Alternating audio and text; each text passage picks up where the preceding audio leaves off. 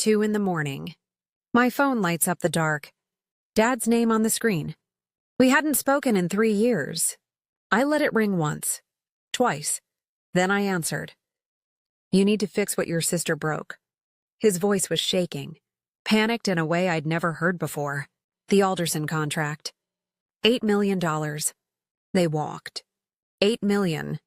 The same man who told me I wasn't executive material 3 years ago was calling me at 2 a.m. begging for help.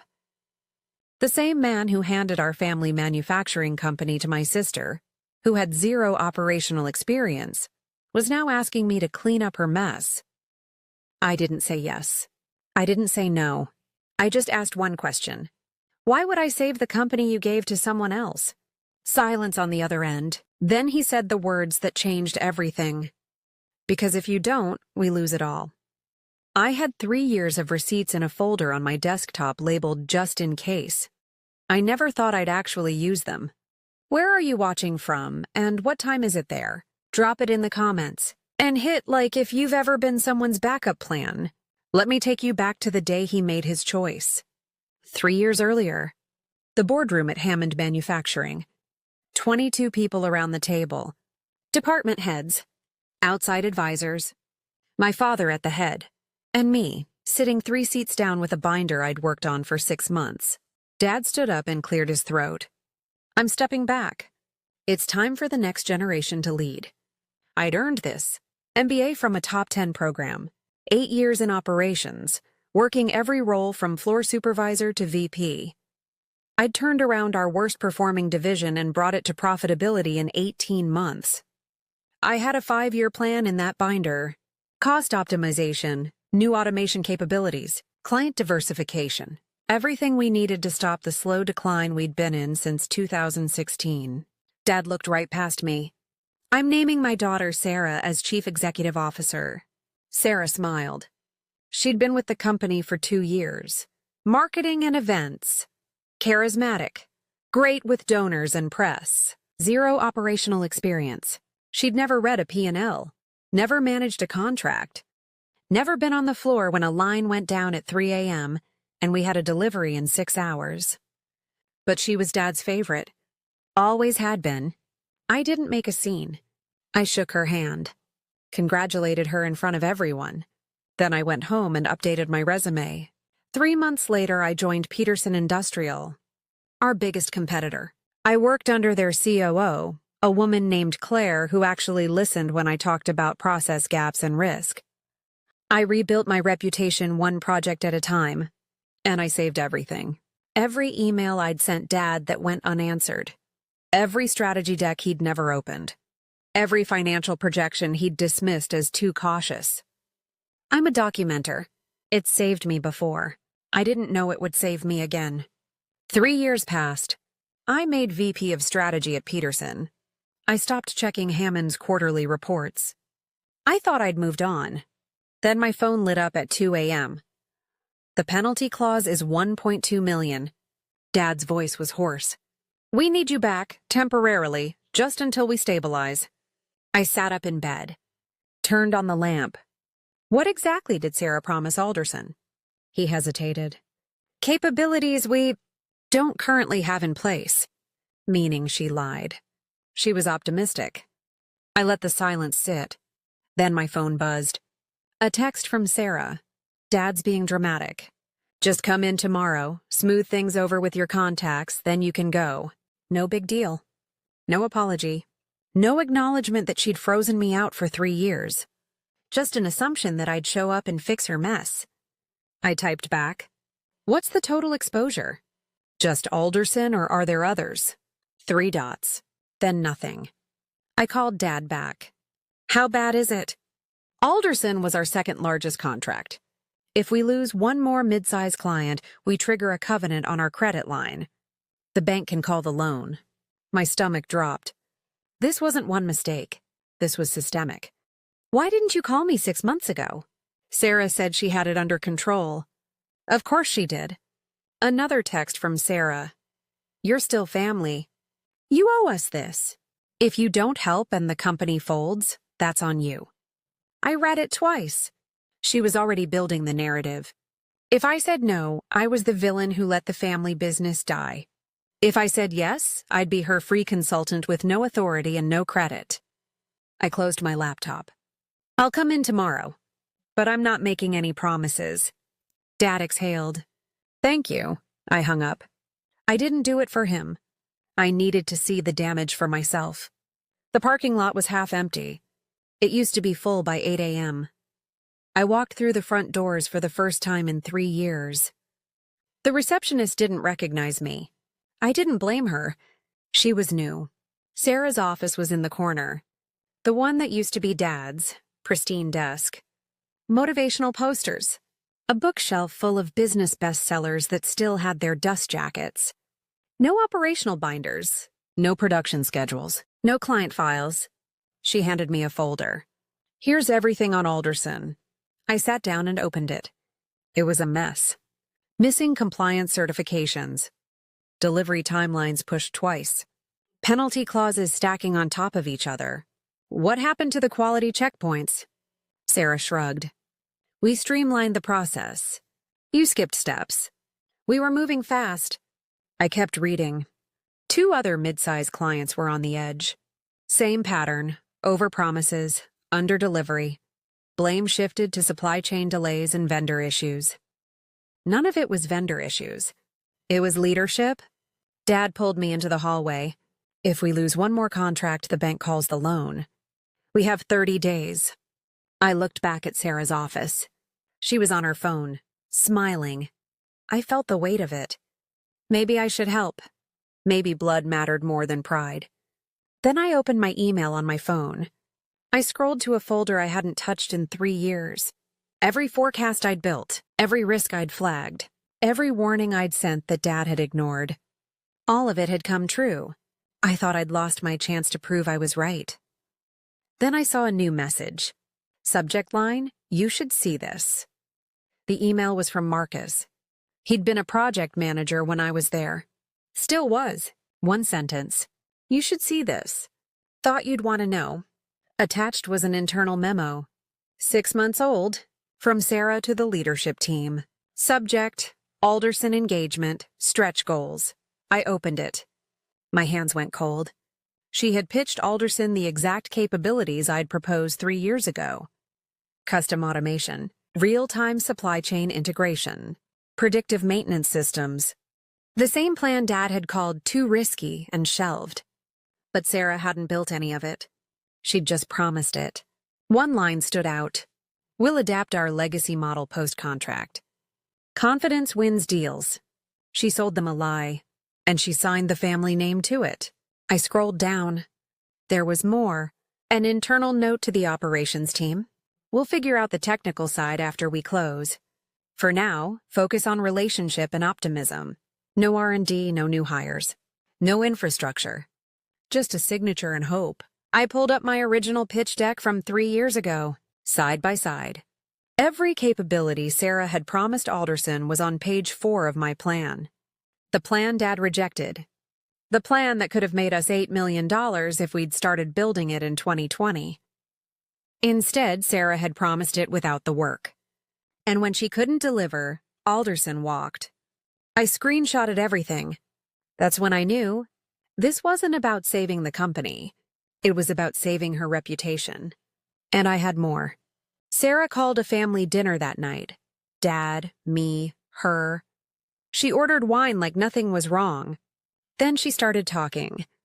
We're in a tough spot. But it's not because of leadership. The industry's changing. Clients are more demanding. Supply chains are unpredictable. She looked at me. I think it makes sense for you to come back. As a consultant. You'd report to me, obviously. Flat fee, 6 months. Help us stabilize and then you can go back to Peterson. No equity, no title. No authority. Just labor. Dad nodded along. It's a good solution. You'd be helping the family. I put down my fork. What happens after 6 months? Sarah smiled. Hopefully we're back on track and you've done your part. Your part? Like I hadn't already given 8 years. And if I say no? Her smile disappeared. Then everyone's going to know you had the chance to help and you walked away. Your name's on this company too. People will remember. There it was, the threat wrapped in family language. If I refused, I was the one who killed Hammond Manufacturing. Not her. Not her bad promises. Not her missing processes. Me. I looked at Dad. He wouldn't meet my eyes. I stood up. I'll think about it. Sarah's face tightened. We don't have a lot of time. Neither do I. I left. That night, Sarah posted on LinkedIn, navigating challenges in the manufacturing space, grateful for family, resilience, and the legacy we're building together.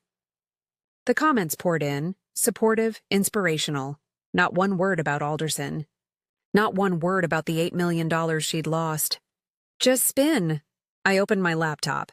The bank review was in 30 days. I started making calls. I reached out to my old mentor, Claire, at Peterson. She knew someone at Alderson, a VP named Greg. She made the introduction. We met for coffee.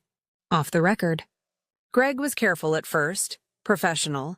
Then I asked him directly, what reason did Sarah give for the contract failure? He looked at me for a long moment. Then he slid a piece of paper across the table. It was part of the termination letter. One line was highlighted. Leadership attributed the failure to a prior personnel transition and inadequate documentation from departing operations staff. I read it again.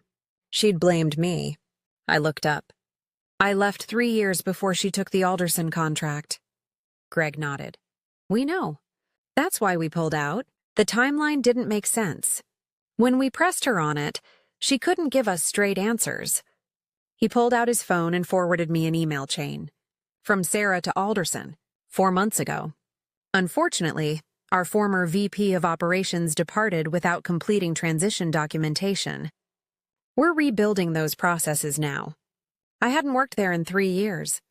The processes she needed didn't exist when I left because we'd never offered those capabilities. She'd invented a lie to cover her gap. And she'd used my name to do it. I screenshotted the email, saved the termination summary. Greg leaned back. For what it's worth, we liked your work when you were there. If things were different, we'd have stayed. I thanked him.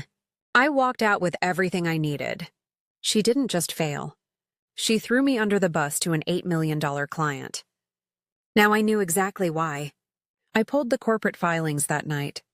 Public record. Anyone could see them. But no one had looked. Sarah had taken 2 executive bonuses in 18 months. Total, $340,000. During the same period, revenue had dropped 11%. She'd paid herself while the company bled.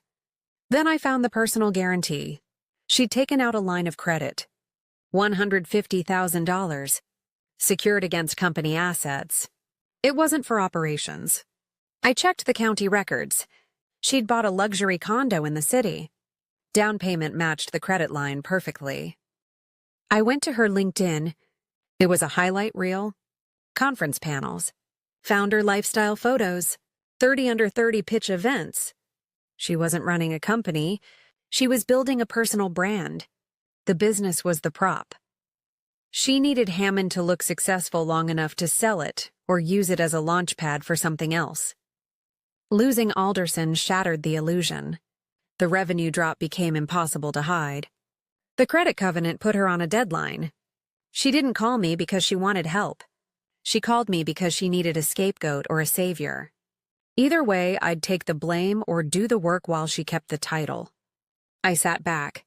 I finally understood. She didn't want to run the company. She wanted to be seen running it. And I'd nearly fallen for it. I opened a new folder on my desktop. I labeled it Acquisition. Then I made a decision I should have made 3 years ago. I didn't call Dad. I called a corporate attorney I'd worked with at Peterson. Her name was Diane. I laid it all out. The contracts. The covenant. The timeline. If the bank moves to reclaim assets, can I make a buyout offer? She thought for a moment. If the company's in distress and the board is motivated, yes. You'd need to move fast. Clean offer, all cash or backed financing. No hostility. What do I need to prepare? A term sheet. Proof of funds. And a narrative for why you're the right buyer. I had the narrative. I'd built the company once. I could do it again. Next, I called a private equity contact, someone I'd met at a Peterson client summit. I explained the situation. He ran the numbers. If you can get it at a 30% discount to the last valuation, and you can stop the bleeding in 6 months, it's a good deal. I can stop the bleeding. Then we'll back you. I spent the next 2 days building a document. A side-by-side, left column, every strategic recommendation I'd made between 2015 and 2020. Right column, what actually happened under Sarah's leadership. Revenue trends, client retention, operational gaps. It wasn't emotional. It was just facts. At the bottom, I attached my term sheet. I wasn't going to save her company. I was going to buy it. I didn't have to wait long. 4 days later, Dad called. The bank scheduled a compliance review. They're triggering the covenant clause. We have to present a plan in 72 hours. He paused. Sarah wants you at the board meeting. I smiled. I'll be there. The board meeting was set for 10 a.m. 4 people in the room, Dad, Sarah, 2 outside board members, an investor, and a family friend who'd been with us since the 90s. Sarah thought I was there to pitch a rescue consulting plan. I plugged in my laptop. I put together a presentation. She smiled. Great, we need solutions. I opened the deck. 12 slides. Slide 1. The 5-year plan I'd sent Dad in 2020. Emailed and unread. This was my proposal 3 years ago. Automation, client diversification, process tightening. Slide 2. Revenue trends. Down 11% under Sarah's leadership. Slide 3. The Alderson memo. Sarah's promise versus our actual capability. I read the line aloud. We'll adapt our legacy model post-contract. Confidence wins deals. One of the board members leaned forward. Slide 4. The termination letter from Alderson. Leadership attributed failure to prior personnel transition.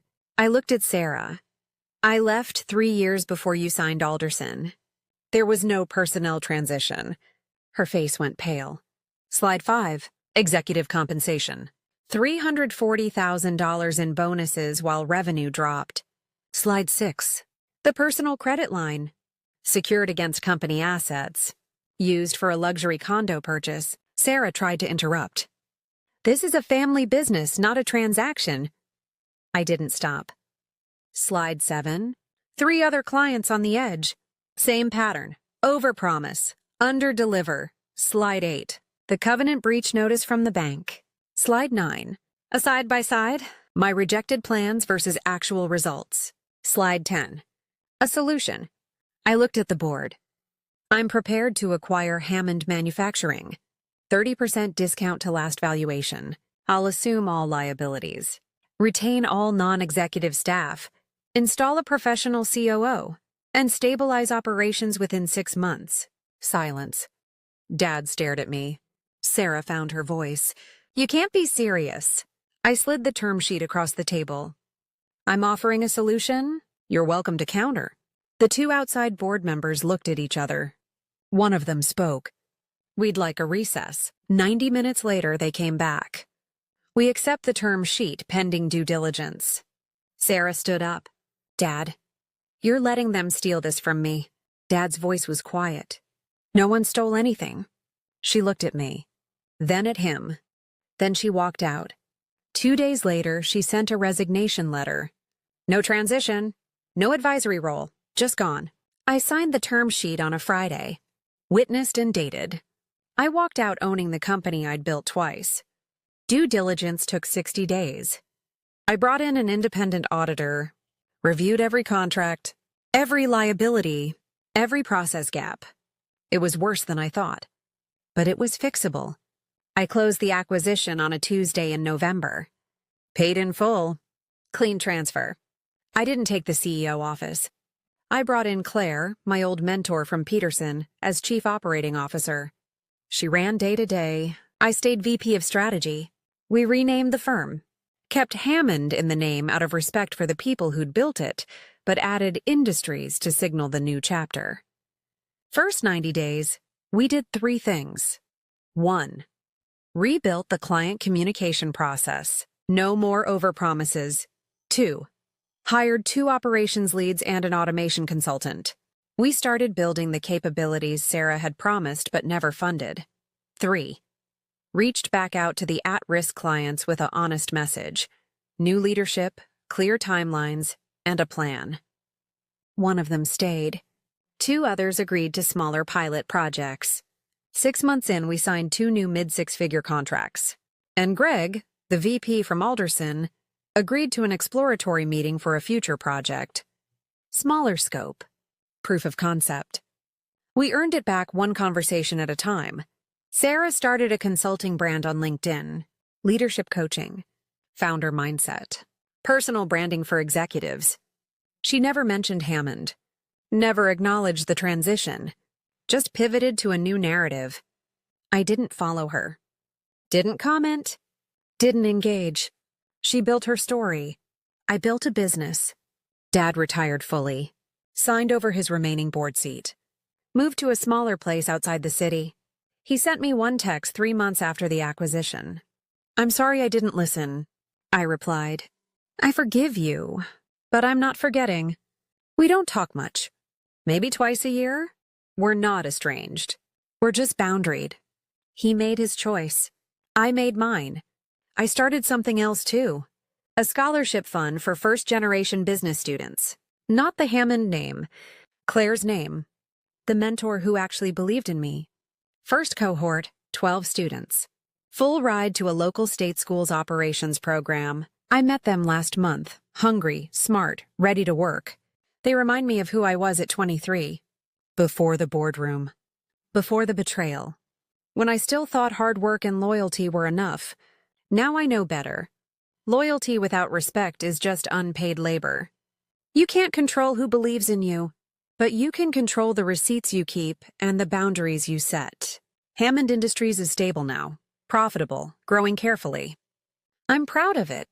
Not because I won, because I built something worth keeping. Twice. So here's my question for you. Have you ever had to prove yourself to people who should have believed in you from the start? What did you do?